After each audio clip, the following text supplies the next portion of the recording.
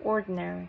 I know I'm not an ordinary 10-year-old kid. I mean, sure, I do ordinary things. I eat ice cream, I ride my bike, I play ball, I have an Xbox.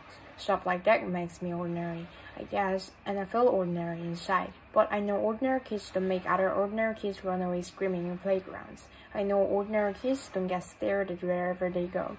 If I found a magic lamp and I could have one wish, I would wish that I had a normal face that no one ever noticed at all. I would wish that I could walk down the street without people seeing me and then doing that look away thing. Here's what I would think. The only reason I'm not ordinary that is no one else sees me that way. But I'm kind of used to how I look by now. I know how to pretend I don't see the faces people make. We have all gotten pretty good at this sort of thing. Me, Mom, and Dad, Via. Actually, I take that back. Via's not so good at it. She can get real annoyed when people do something rude. Like, for instance, one time in the playground, some older kids made some noises. I don't even know what the noises were exactly because I didn't hear it myself. But Via heard and she just started yelling at the kids. That's the way she is. I'm not that way. Via doesn't see me as ordinary. She says she does. But if I were ordinary, she wouldn't feel like she needs to protect me as much. And Mom and Dad don't see me as ordinary either. They see me as so extraordinary. I think the only person in the world who realizes how ordinary I am is me. My name is August, by the way. I won't describe what I look like. Whatever you're thinking is probably worse. Why I didn't go to school. Next week, I start 5th grade. Since I've never been to a real school before, I'm pretty much totally and completely terrified. People think I haven't gone to school because of the way I look, but it's not that. It's because of all the surgeries I had. 27 years since I was born. The bigger ones happened before I was even 4 years old, so I don't remember those. But I have 2 or 3 surgeries every year since then. Some big, some small. And because I'm little for my age, and I have some other medical mysteries that doctors never really figured out, I used to get sick a lot. That's why my parents decided it was better if I didn't go to school. I'm much stronger now though. The last surgery I had was 8 months ago, and I probably won't have to have had many more for another couple of years. Mom homeschools me. She used to be a children's book illustrator. She draws really great fairies and mermaids. Her boy stuff isn't so hot though. She once tried to draw me a Darth Vader, but it ended up looking like some weird mushroom-shaped rabbit. I haven't seen her draw anything in a long time. I think she's too busy taking care of me and Via. I can say I always wanted to go to school because that wouldn't be exactly true. What I wanted was to go to school, but only if I could be like every other kid going to school, have lots of friends and hang out after school and stuff like that. I have a few really good friends now. Christopher is my best friend, followed by Zachary and Alex. We've known each other since we were babies, and since they've always known me the way I am, they're used to me.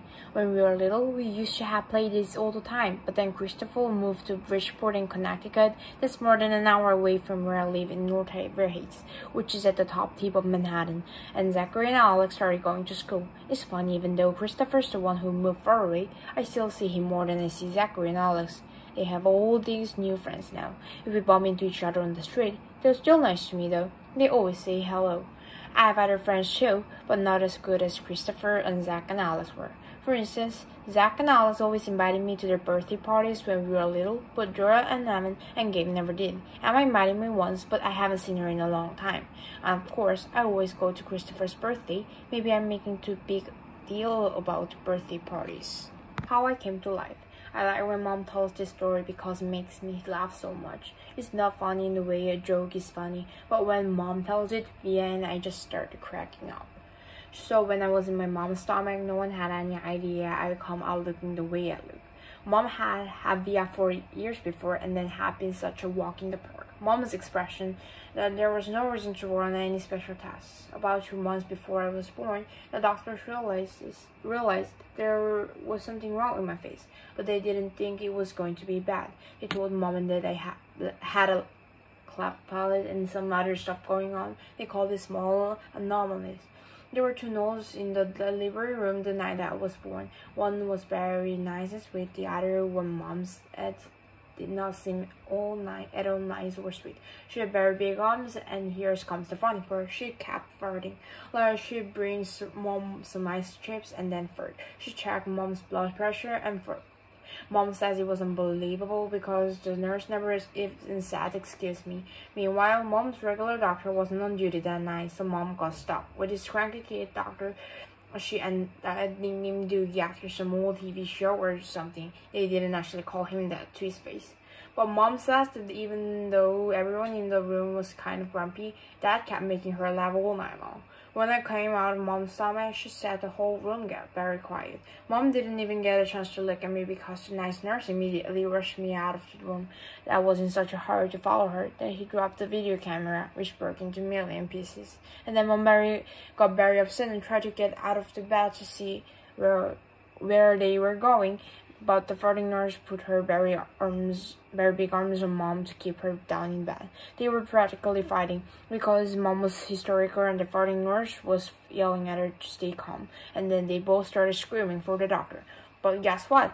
He had fainted right on the floor. So when the farting nurse saw that he had fainted, she started pushing him with her foot to get him to wake up, yelling at him the whole time, "What kind of doctor are you? What kind of doctor are you? Get up, get up." And then all of a sudden, she let out the biggest, loudest, smelliest fart in the history of farts. Mom thinks it was actually the fart that finally woke the doctor up. Anyway, when Mom tells the story, she acts out all the parts, including the farting noises, and it's so funny.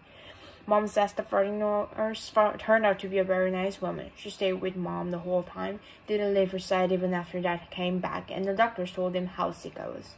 Mom remembers exactly what the nurse whispered in the ear when the doctor told her I probably wouldn't live through the night. Everyone born of God overcome their word. And the next day, after I lived through the night, was the nurse who held Mom's hand when they brought her to meet me for the first time. Mom says by the they had told her all about me. She said be preparing herself for the seeing me, but she says that when she looked down into my tiny monster face for the first time, all she could see was how pretty my eyes were. Mom is beautiful, by the way, and Dad is handsome. The eye is pretty, in case you were wondering.